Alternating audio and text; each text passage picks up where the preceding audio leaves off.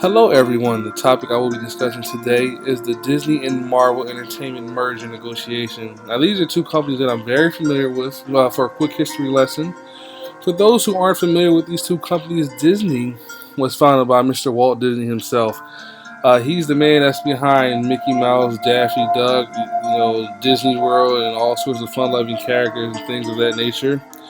Marvel Entertainment, who I'm a big fan of, was founded by Jack Kirby and Stan Lee, and those were the men who came up with the Fantastic Four, the X-Men, Spider-Man, the Avengers. I could go on for days. I'm a big fan of the Marvel series, just to say the least. Now, when we look at the parties involved in the negotiation, we're going to start with the Disney representative from the top right to left is Disney President and CEO Bob Iger. We have Senior Executive Vice President and CFO Tom Staggs, and the moderator and Senior Vice President of Investor Relations Lowell Singer. For the Marvel representatives, we have Mort Handel, who is the chair of Marvel's board of directors, and Marvel CEO Ike Perlmutter. Now, looking back on the negotiation, which became public in 2009, it actually started in late February, well, early February of 2008. This was after the Spider-Man 2 movie, the two Incredible Hulk movies, and Blade movies that were a huge success. That's when Disney chief executive Bob Iger first brought up the idea of an acquisition. He kind of teased it a little bit with Marvel film chief David Maisel about, hey, I'm interested in buying Marvel. Let's see where this goes. It was just, this. I guess the initial seeds were being set for the acquisition to occur. Now, we look at position and interest of both Marvel and Disney. On one side, you have the position of the buyer, which is Disney, and the seller, which is Marvel. The interest that Disney CEO Bob Iger has in Marvel Entertainment is implied that when he had a conversation about the current success of Marvel, he wanted to make that entity, a part of his. I mean, you can see that in what he did with also the Star Wars series, how great 4, 5, and 6 was, and then they came back with Star Wars 1, 2, and 3. About Iger obviously has a knack for talent. He acquired LucasArts, and he acquired Pixar as well. So I guess he's in a midst of putting together a great organization with what he has over now that he's the CEO of Disney. He just has an eye for doing the right business moves. When you look at Marvel's interest into Sun Disney is that with Disney being around for years, a giant corporate entity, and the superb financial backing that can come from Disney. I'm gonna give you a. There was an article on CNN where Bob Iger said, this is the perfect strategy for him. Talked about the treasure trove of characters and basically the things that he knows he can accomplish by the merger with Marvel, and just the different pathways and doors that opens up for that symbiosis of the two companies. Ike Perlmutter went on to reiterate that Disney is the perfect home for Marvel's fantastic library characters. I mean, I can think of 100 different Disney characters and how they can be either uplifted or integrated into Marvel's storyline and mythos. Um, and then just to build upon, Disney has the Disney World, and imagine if you know Marvel was integrated into that, where who knows, a Marvel World, a Marvel Land, Marvel Rise, and so forth. So they're both looking at the bigger picture, and like some of the not same, but kind of on the same pathway of interest level. Now, let's bring it back to a little bit. So, I'm a student at Full Sail University. I'm taking negotiation and deal making currently. And some of the techniques that I've learned throughout the course are very present in this negotiation merger between Disney and Marvel. The two that stood out to me right from the door was the mutual benefit and separating the people from the problem. The negotiations came of somewhat of a relation to a project I had to do with Simon Sinek's analogy of people are interested in why you do, not what you do. The negotiation may have taken longer to close on the latter in terms of working out the deal, financially. But both parties were in unison of the other expanding their character gallery and integrating the others, and by putting the sole focus not on what they want financially or what they could gain, but what they want for their respective companies as a whole, for each of them to expand and grow even further.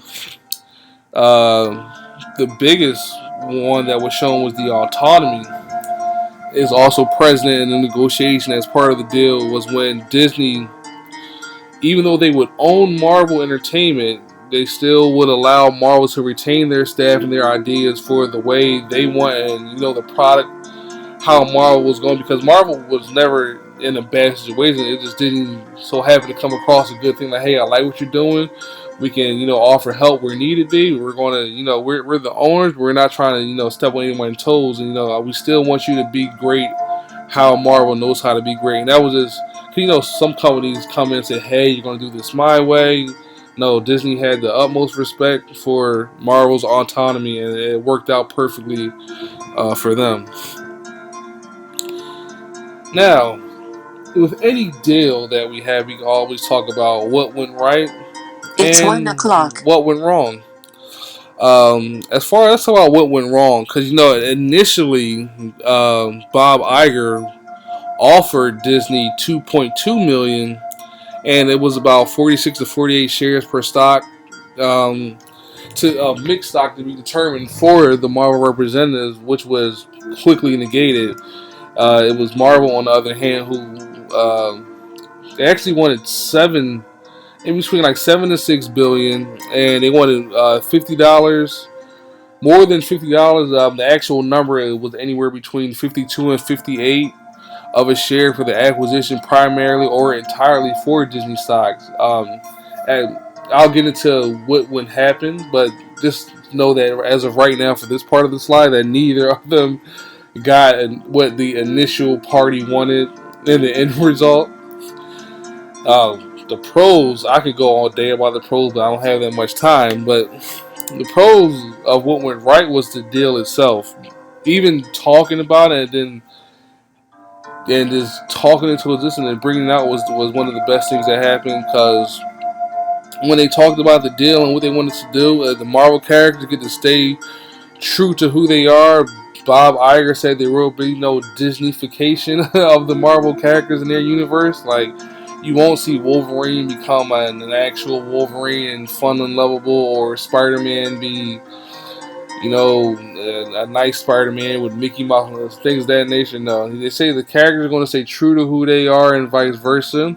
They say when the time presents itself for them to be integrated in one another, which there's a game that they have called Kingdom Hearts, where it's basically a Disney title, but they integrate characters from all their companies they own. So they came out with a Kingdom Hearts 3, which actually shows that has the X-Men in there and the people from LucasArts, the Jedis and Darth Vader and Luke Skywalker.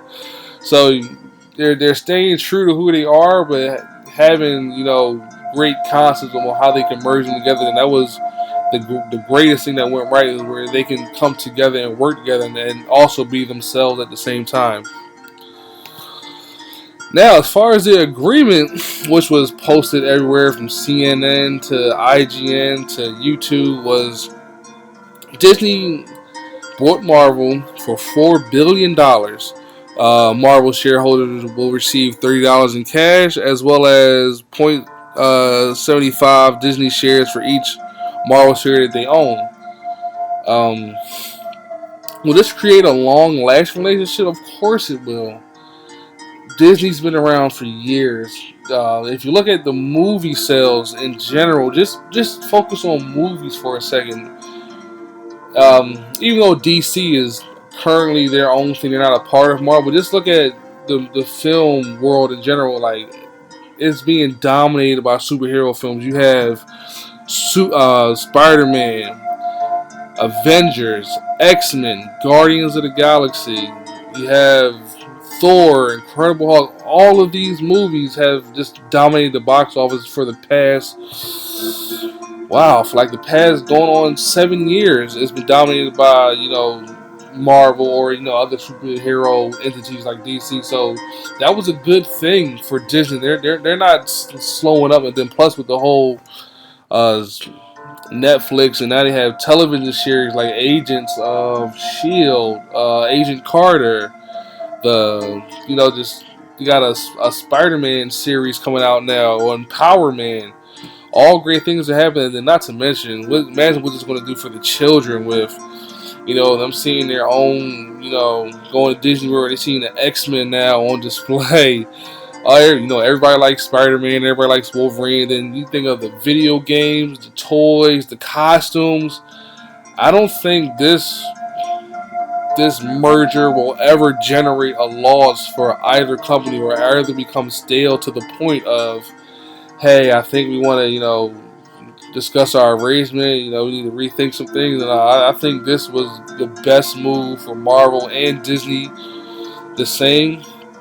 Hey, those two will create the perfect synergy, I believe, in the years to come. And this is just an example of, I guess, great negotiation when you have both parties have a mutual benefit and respect one another and have the same goal, and it only becomes more prosperous after that. I hope everyone has enjoyed my slide. Feel free to look over other information that I have posted in my slideshow, as well as any other thing you can find if you haven't known about it. And for that, I thank everybody and have a good day.